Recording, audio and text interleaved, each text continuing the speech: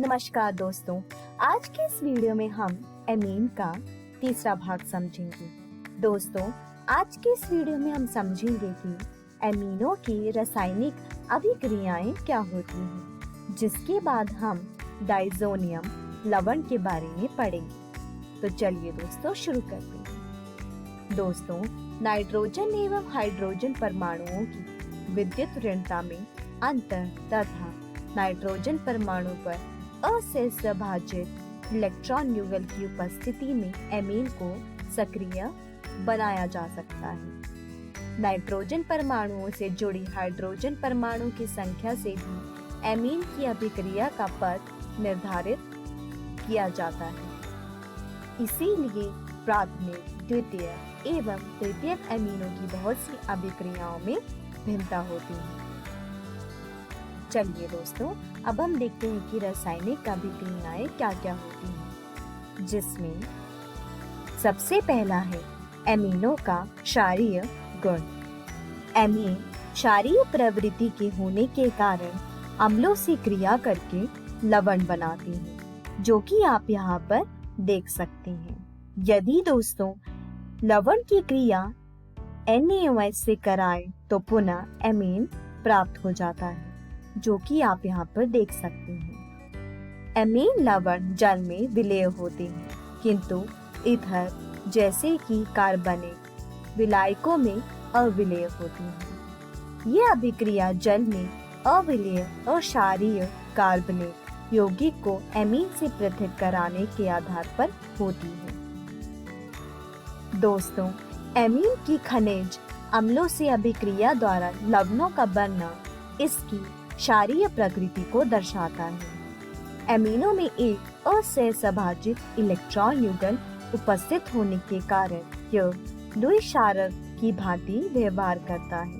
दोस्तों, जैसा कि आप उपरोक्त क्रिया में देख सकते हैं, Kb का मान जितना अधिक होता है अथवा pKb का मान जितना कम होता है, क्षारक उतना ही प्रबल होता है। दोस्तों, अमोनिया का pKb का मान 4.75 होता है।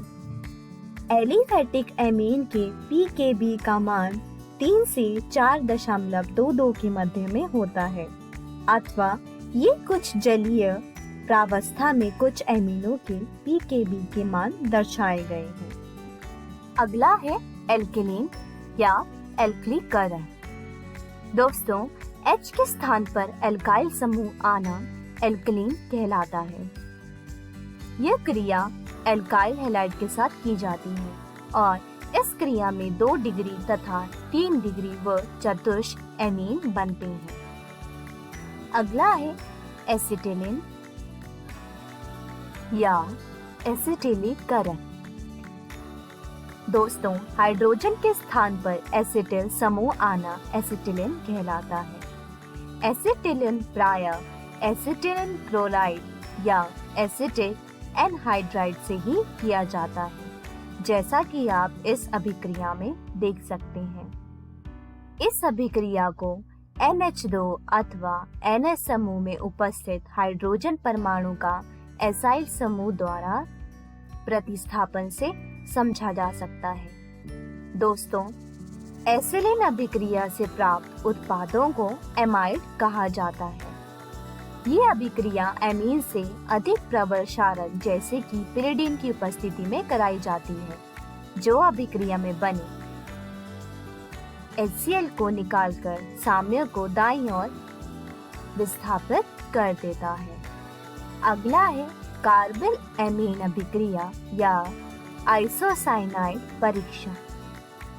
दोस्तों, जब 1 डिग्री एमीन की क्रिया क्लोरोफॉर्म तथा सोडियम हाइड्रोक्साइड तथा पोटाशियम हाइड्रोक्साइड से की जाती है तो दुर्गंध युक्त पदार्थ आइसोसाइनाइड बनते हैं, जो कि आप इस अभिक्रिया में देख सकते हैं।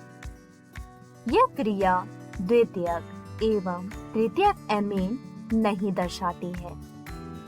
दोस्तों, इस अभिक्रिया को हम कार्बिल एमीन अभिक्रिया अथवा आइसोसाइनाइड परीक्षण भी कहते हैं। ये क्रिया प्राथमिक एमिनो के परीक्षण के लिए प्रयुक्त होती है। अगला है नाइट्रस अम्ल से अभिक्रिया। दोस्तों, प्राथमिक एलिफेटिक एमीन नाइट्रस अम्ल से अभिक्रिया द्वारा एलिफेटिक डाइजोनियम लवण बनाते हैं, जैसा कि आप यहाँ पर देख सकते हैं, जो अस्थायी होने के कारण नाइट्रोजन निर्मुक्त करती है और अल्कोहल बनाती है। दोस्तों, एरोमेटिक एमीन नाइट्रस अम्ल से कम ताप पर अभिक्रिया कर डाइजोनियम लवण बनाते हैं। यह एक महत्वपूर्ण वर्ग होता है जिसका उपयोग एरोमेटिक यौगिकों के संश्लेषण के लिए किया जाता है। अगला है एराइल सल्फोनिक क्लोराइड से अभिक्रिया, जिसे हम हाइजेनबर्ग अभिक्रामक क्रिया भी कहते हैं। दोस्तों, बेंजीन सल्फोनिक क्लोराइड, जिसे हम हाइजेनबर्ग अभिक्रामक कहते हैं, प्राथमिक, द्वितीयक एवं तृतीयक एमीन की पहचान में काम आता है। बेंजीन सल्फोनिक क्लोराइड और प्राथमिक एमीन की अभिक्रिया से N ethyl benzene sulphonic amide प्राप्त होते हैं, जो कि आप यहाँ पर देख सकते हैं। प्राथमिक एमीन की हाइजेनबर्ग अभिक्रामक से क्रिया करने पर बना पदार्थ सोडियम हाइड्रोक्साइड में विलय हो जाता है। दोस्तों, द्वितीयक एमीन की अभिक्रिया से NN डाइइथाइल बेंजीन सल्फोनेमाइड बनता है, जो कि आप यहाँ पर देख सकते हैं। 2 डिग्री एमीन की हाइजेनबर्ग अभिक्रामक से क्रिया करने पर बना पदार्थ सोडियम हाइड्रोक्साइड में अविलय होता है। दोस्तों, क्योंकि 3 डिग्री एमीन में सक्रिय हाइड्रोजन परमाणु नहीं होता है, अतः ये अभिक्रामक से क्रिया नहीं करते हैं। अगला है इलेक्ट्रॉन रागी प्रतिस्थापन। दोस्तों, NH2 समूह के संदर्भ से ऑर्थो तथा पैरा स्थानों पर अधिक इलेक्ट्रॉन घनत्व के केंद्र बन जाते हैं, अतः NH2 समूह ऑर्थो तथा पैरा निर्देशक एवं शक्तिशाली सक्रियक समूह होता है। चलिए अब एक एक करके इसकी अभिक्रिया के बारे में पढ़ते हैं, जिसमें पहला है ब्रोमीन। एल्कीन कक्ष ताप पर ब्रोमीन जल से अभिक्रिया करके 2, 4, 6 ट्राई ब्रोमो एनिलीन का अवशेष देता है, जो कि आप यहाँ पर देख सकते हैं। दूसरा है नाइट्रोकरण। एनिलीन से सीधे नाइट्रोकरण से नाइट्रो व्युत्पन्नों के अतिरिक्त अन्य कोलतारीय ऑक्सीकरण उत्पाद भी बनते हैं। दोस्तों, एसिटिलीन अभिक्रिया द्वारा NH2 समूह का परीक्षण करके नाइट्रोजन अभिक्रिया को नियंत्रित किया जा सकता है और पैरा नाइट्रो व्युत्पन्न को मुख्य उत्पाद के रूप में प्राप्त किया जा सकता है, जो कि आप यहाँ पर देख सकते हैं। अगला है सल्फोनेशन। एनिलीन सांद्र सल्फ्यूरिक अम्ल से अभिक्रिया द्वारा एनिलीनम हाइड्रोजन सल्फेट बनाते हैं, जो सल्फ्यूरिक अम्ल के साथ 453 से 473 केल्विन तक गर्म करने पर पैरा एमिनोबेंजीन सल्फोनिक अम्ल, जिसे सल्फेनिक अम्ल भी कहा जाता है, वो मुख्य उत्पाद के रूप में बनता है, जो कि आप यहाँ पर देख सकते हैं। दोस्तों, एल्युमिनियम क्लोराइड के साथ लवण बनाने के कारण एनिलीन फ्रीडल-क्राफ्ट अभिक्रिया नहीं करते हैं।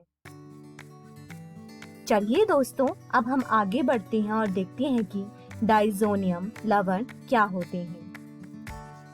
दोस्तों, N2 धनात्मक समूह को डाइजोनियम समूह कहा जाता है। डाइजोनियम लवणों का सामान्य सूत्र R N2 धनात्मक X ऋणात्मक होता है, जहाँ पर R एराइल समूह होता है और X chlorine, bromine, hydrogen sulphate आदि में से कोई भी हो सकता है।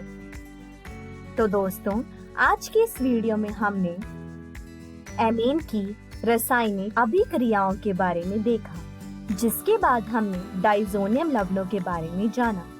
दोस्तों, अगली वीडियो में हम डाइजोनियम लवण की विचरण विधियों के बारे में पढ़ेंगे, जिसके बाद हम ये भी देखेंगे कि डाइज़ोनियम लवण की रासायनिक अभिक्रियाएं क्या क्या होती हैं। दोस्तों, मैं आशा करती हूँ आपको ये वीडियो समझ आया होगा। तब तक आप अपनी पाठ्य पुस्तक से इन सारे विषयों को दोहराने की कोशिश कीजिएगा। धन्यवाद।